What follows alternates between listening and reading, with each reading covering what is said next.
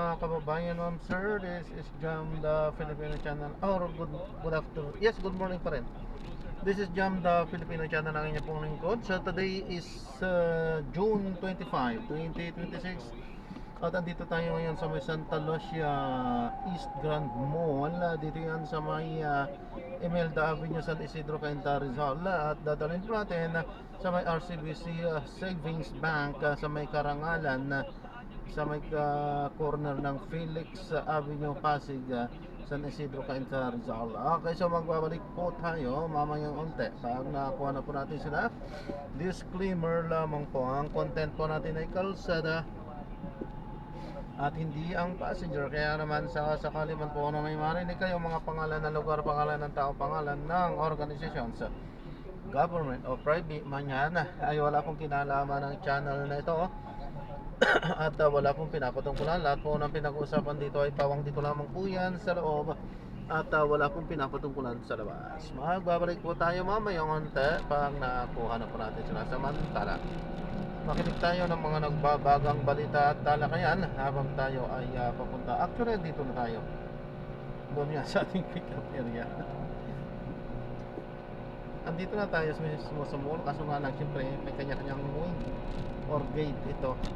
Doon tayo, doon sila nakabook sa ibang gate. So, doon tayo pupunta. Teka lang ha. Kasi medyo hindi natin kabisa dito. Ibang ano yung mapasukan natin. Another ikot tayo. So, logi tayo noon.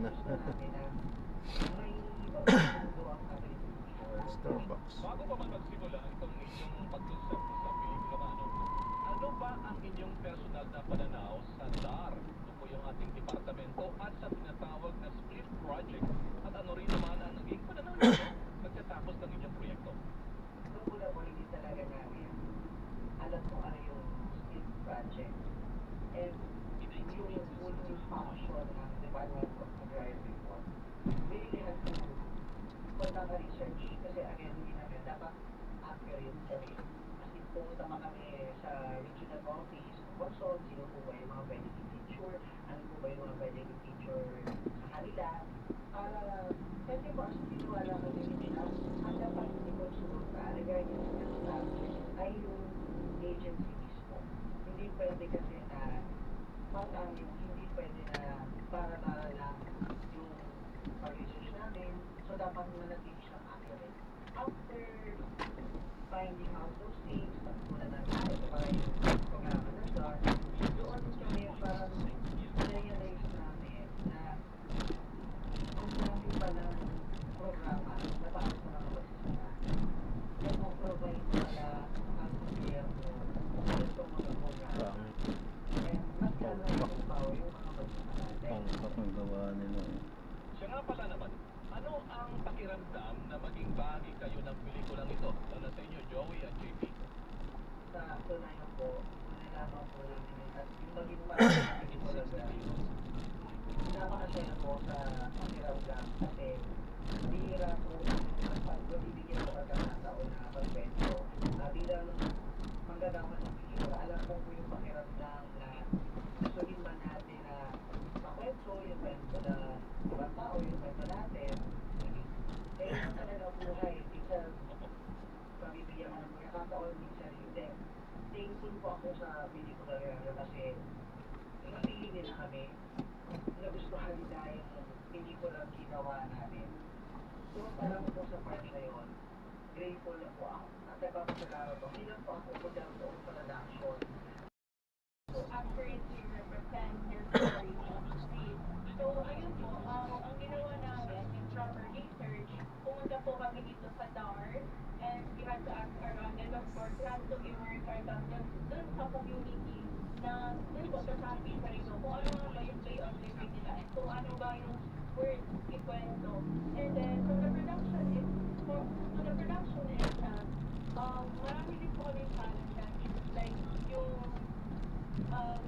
yun nga po, may unforeseen circumstances sa mga nangyari. Hindi po nasunod yung plano sa mismong production.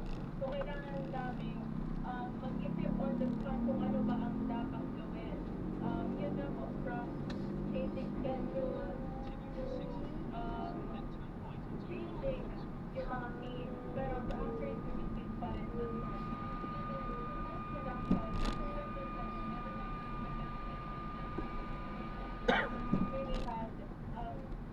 nilang challenges, pero ayun po, with willpower and commitment, ay nagawa naman po na maayos ang bansa. Sa kabilang banda naman, gaano kahalaga ang pelikula Grayo, lalo na po sa mga kabataan ng katulad ninyo sa patuloy na pagsusulong na mayangat ang sektor ng agrikultura sa bansa, lalo na po ang pagsasaka. Napakahalaga po. Ako po bilang isang estudyante, I'm very thankful po sa Temple na kasi nabigyan ng chance ma-showcase ang aming skills in a meaningful way. And especially po, it's really close to my heart kasi ito ang agriculture sector inside the agriculture sector. And dahil po sa pelikula Grayo, nabigyan namin, kami po mga young filmmakers ay nabigyan ng chance to express their stories na very, kumbaga, stress nila sa amin na mabigyan namin sila ng mabigyan namin sila ng kumbaga spotlight kasi they really are the foundation of our economic and agricultural sector. And ayun po for us, it's not only about storytelling. Kumbaga nakalagay din po dito yung passion and commitment namin to tell stories that matter. Alright, so bago tayo magtapos, baka may mensahe kayo sa mga kapwa ninyong kabataan, katulad sa atin, mga kapwa kabataan, go ahead. For those aspiring filmmakers, huwag tayong matatawag mga kwento. Bilang mga artista ng bayan, nasa ating mga kamay ang pagbibigay buhay sa mga kwento ng mga taong nagpapakain ng mamamayang Pilipino. Para po sa mga kabataan, patuloy po natin i-kwento ang tagumpay ng ating mga Latino pagsusunod at suportahan po natin ang sektor ng agrikultura. I am inviting those aspiring filmmakers to join the Pelikula Grayo Festival. Tulong Agrario. Tulong agad. Ayun, maraming po salamat sa pagpapunat ninyo sa ating programa Nationwide Ito po. Worldwide GP Joey. Naway magsilbing inspirasyon po itong inyong kwento sa patuloy nating pagsuportahan Ingat po, God bless po. mga agraryo at sa pagpapalaganap pa ng mga makabuluhang salaysay mula po sa ating mga komunidad at sa kanayunan. At para naman po doon sa ating mga kapinig, kung kayo po ay mayroong katanungan ukol sa Agrarian Reform Sige po. Programs o Project Script, kung nais ninyong malaman pa ang mga tungkol naman sa Pelikula Agrario 2026, maraming lamang po kayo o maaari lamang po kayong bumisita sa Department of Agrarian Reform Facebook pages o kaya naman ay sa DARA. Hanggang sa muli, maraming pong salamat. Pagpapito tayong mag-aasa para sa kapakanan ng ating mga magsasaka. Hanggang sa susunod, muli natin tuklasin ang mga hakbang para sa maunlad, makatarungan at tunay na reformang agraryo tungo sa layuning sariling lupa para sa bagong bukas na masagana. Magtiwala po tayo sa ating mahal na Panginoon. Salamat po sa inyong pagsuporta.